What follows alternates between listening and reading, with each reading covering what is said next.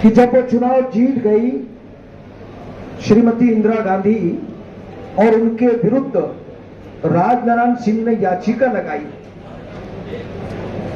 कि उन्होंने चुनाव में सरकारी संपत्ति का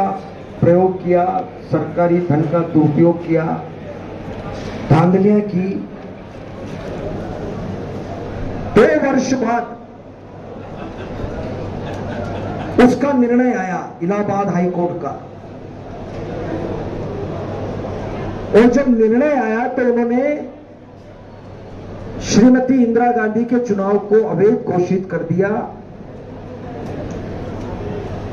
और 6 साल के लिए यह निर्णय दिया, तय कर दिया कि अब चुनाव लड़ने का अधिकार नहीं होगा। इस पर से चिढ़ करके चूंकि सत्ता जा रही है, इसलिए संविधान को भी दरकिनार करके, इलाहाबाद हाई कोर्ट के निर्णय को भी दरकिनार करके चुपचाप राष्ट्रपति से हस्ताक्षर करवा करके राष्ट्रपति से आपातकाल की घोषणा करवा दी और खुद ने सुबह जनता को संबोधित भी कर दिया और देश के कई बड़े बड़े नेताओं को उसी रात, लाल कृष्ण आडवाणी जी, अटल बिहारी वाजपेयी जी, डॉक्टर मुरली मनोहर जोशी जी, राजनाथ सिंह जी, ऐसे कई हमारे जो बड़े बड़े नेता थे, उनको जाकर के उन्होंने बंद कर दिया और पूरे देश में अराजकता हो गई। पूरे देश में लोगों को इस प्रकार और सारे संगठनों पर प्रतिबंध लगा दिया, जनसंघ पर, विद्यार्थी परिषद पर, समाज सेवी कई संगठनों पर बोलने की स्वतंत्रता समाप्त कर दी,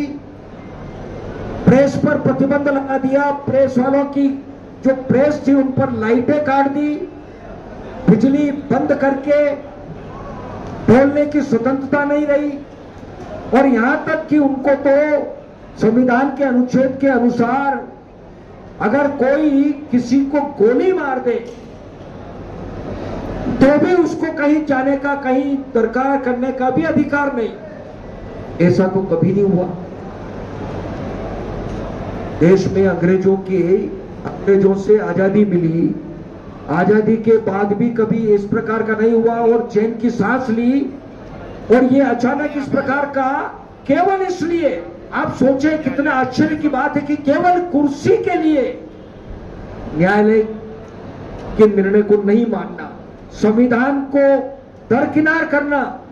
इससे बड़ा क्या दुर्भाग्य होगा। ये कांग्रेस का चरित्र है,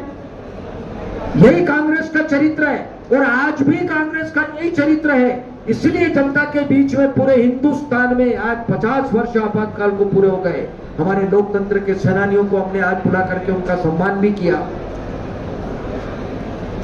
उनको यातनाएं दी, यातनाएं भी इतनी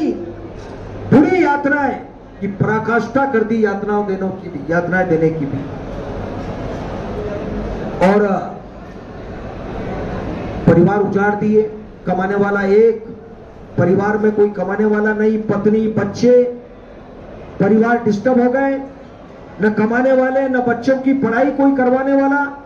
इस प्रकार एक नहीं अनेक स्थानों पर मारपीट की, लहूलुहान कर दिए, कोई दोष नहीं उनका, केवल लोकतंत्र बहाली के लिए वो बात कर रहे थे आपातकाल को हटाया जाए, लेकिन कोई नहीं। पूरी कांग्रेस इंदिरा गांधी जिंदाबाद के नारे लगाने में लगी हुई रही, यही काम किया। आज उसी सिलसिले में आज यहाँ पर नीमच जिले में आज मुझे पार्टी का निर्देश था और हमारे संभाग के हमारे आदरणीय वरिष्ठ नेता जो खुद मिसाबंदी हैं,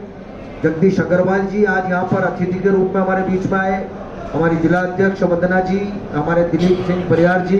भाई माधव मारू जी, हमारी बहन और सभी हमारे भटनागर जी और सभी हमारे साथी हैं। पूरे